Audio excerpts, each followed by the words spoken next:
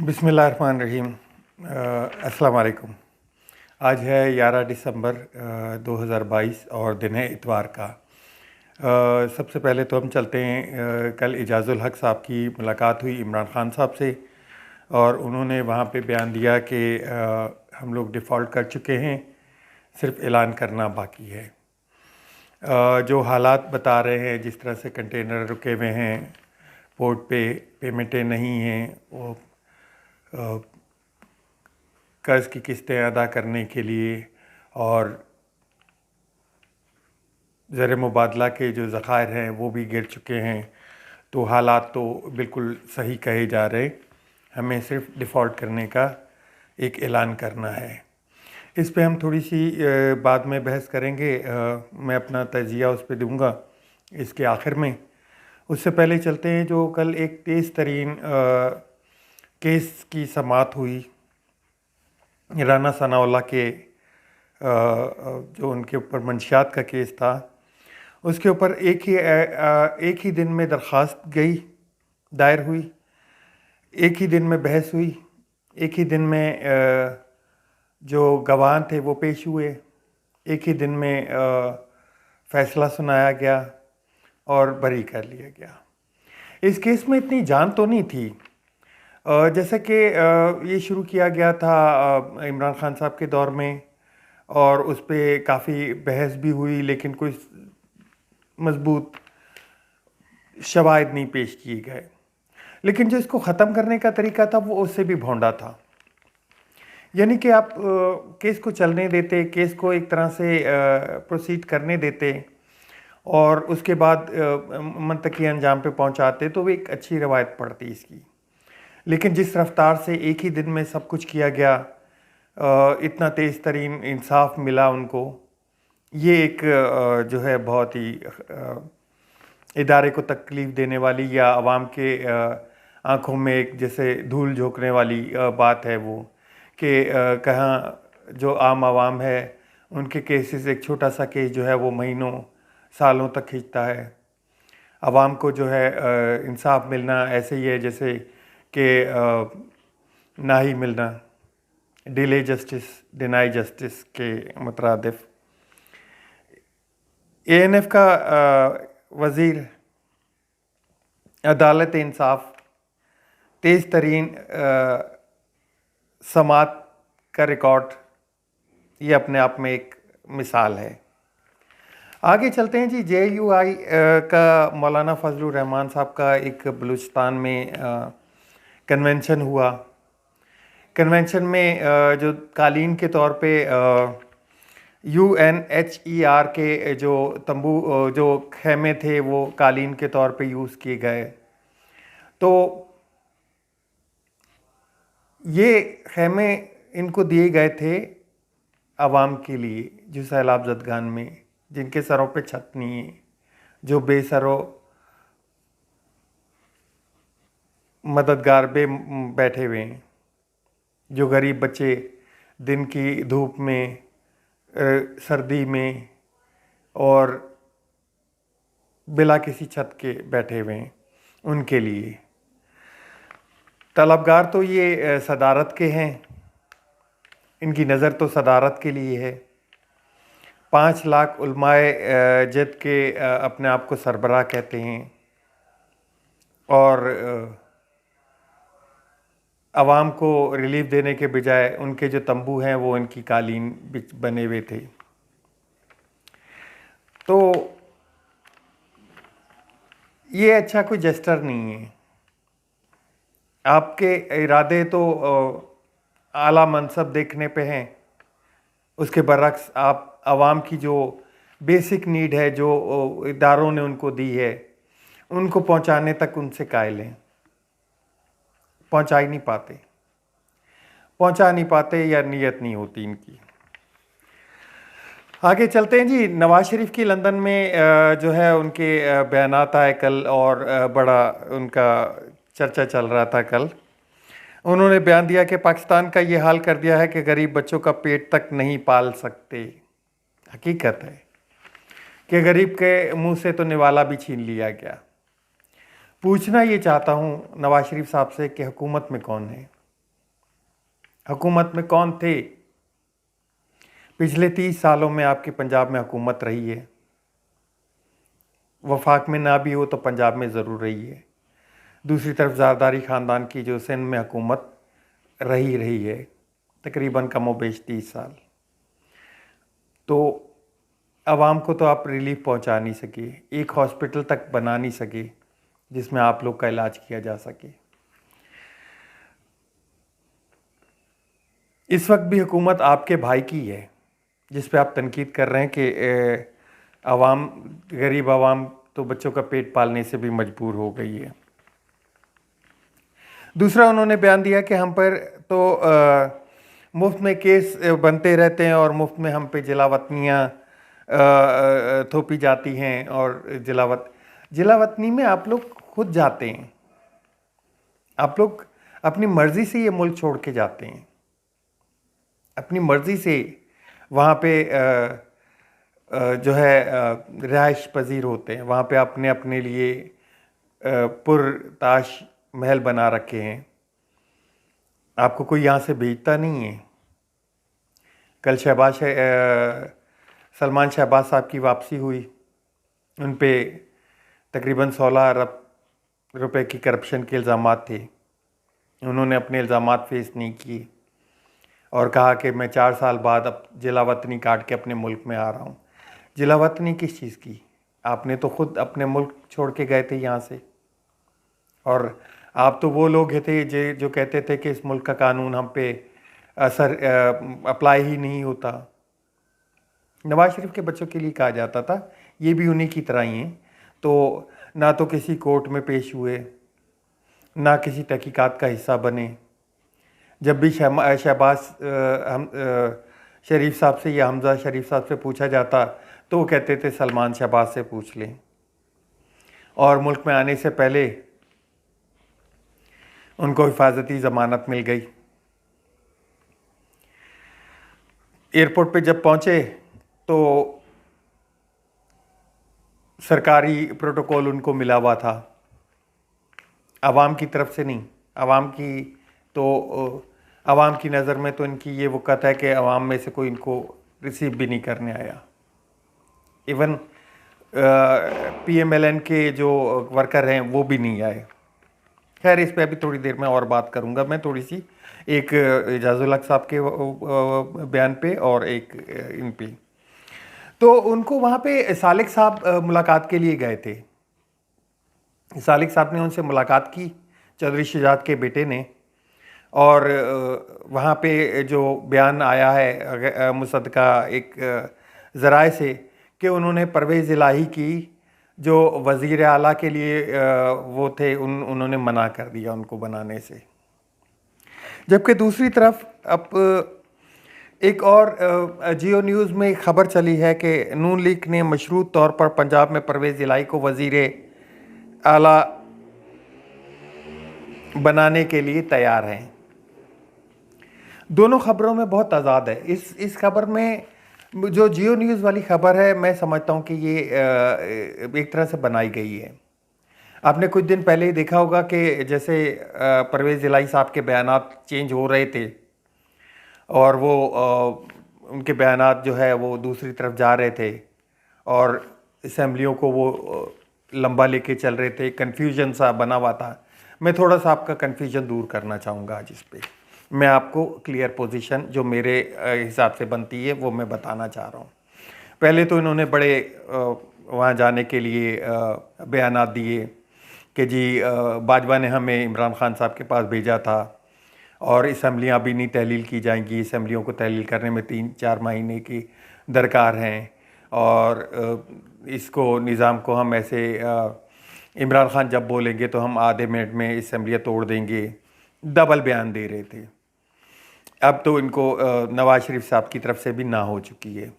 जो जियो न्यूज़ वाली है वो खबर एक चलाई गई है, लगाया गया है, लेकिन इसमें जो ज़रदारी साहब हैं जो रोल प्ले करते हैं उन्होंने चौधरी शुजात साहब की गारंटी मांग ली है मुनस इलाही साहब से या परवेज़ इलाही साहब से, जो कि मुनस इलाही के मामू लगते हैं रिश्ते में।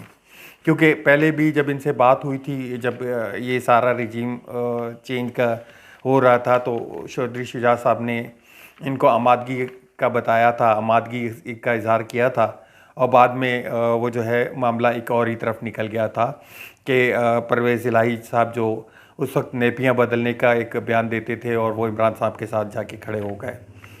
तो अब जब इमरान खान ने असम्बलियाँ तोड़ने के लिए, तहलील करने के लिए उनको कहा, तो वहाँ से मुतज़ाद बयान आना शुरू हो गए।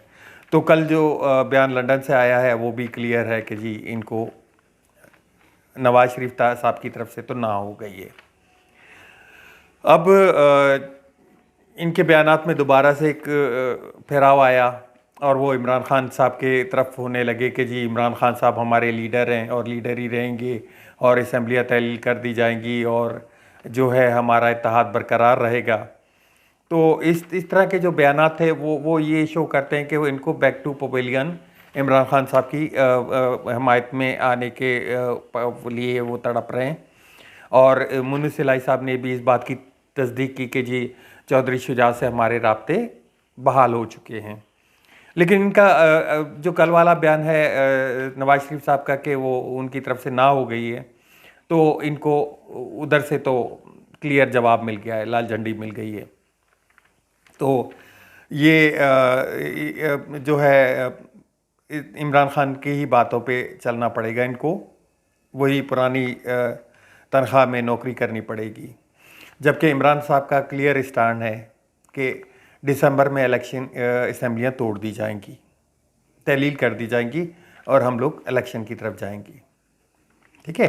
अब डार और अलवी साहब की एक ही दिन में 3 मुलाकातें हुई आपस में और कहा गया कि जी हम इकॉनमी पे बात कर रहे हैं।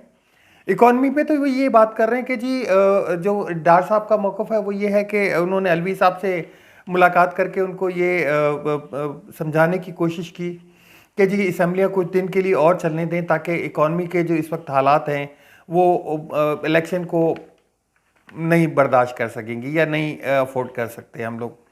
तो कुछ माह का मोहलत दे दी जाए और हम लोग बैठ के फिर असम्बलियों की जो इलेक्शन की डेट है उस पर भी बात कर लेंगे। तो कहना सिर्फ ये था कि जब भी नवाज शरीफ फैमिली जब भी इक़्तिदार में आई है तो जो ज़र मुबादला के ज़खायर हैं वो इससे ऊपर नहीं गए कभी भी। हालात तो उनके दौर में ऐसे ही रहे हैं। दूसरा इस बात के पीछे एक और छुपी हुई बात है, वो भी मैं आपको क्लियर करता चलूँ। इनके कहना ये है कि ये लोग जो चाहते हैं वो ये है कि नवाज शरीफ साहब वतन वापस आएँ और उनको वहाँ से क्लियर जो है अदालतों से क्लियर किया जाए, उनकी नाअहली को दूर की जाए। इसके बरक्स इमरान खान पे नाअहली का बोर्ड चिपकाया जाए जो उनकी 13 दिसंबर को इलेक्शन कमीशन में उनकी पेशी है उसके ऊपर, और फिर दोबारा इनको लेवल प्ले फील्ड की दिया जाए और नवाज शरीफ साहब इलेक्शन लड़ें। वो उसके बाद ये लोग इलेक्शन की तरफ चले जाएंगे, उस वक्त इकॉनमी नहीं देखेंगे फिर ये। तो बात सिंपल सी इतनी है कि वो इकॉनमी का बहाना करके इलेक्शन को डिले करने की कोशिश कर रहे हैं, जबकि बात सिर्फ इतनी है कि नवाज शरीफ आएंगे, वो क्लियर होंगे अपने मुकदमात से और फिर ये इलेक्शन की तरफ जाएंगे।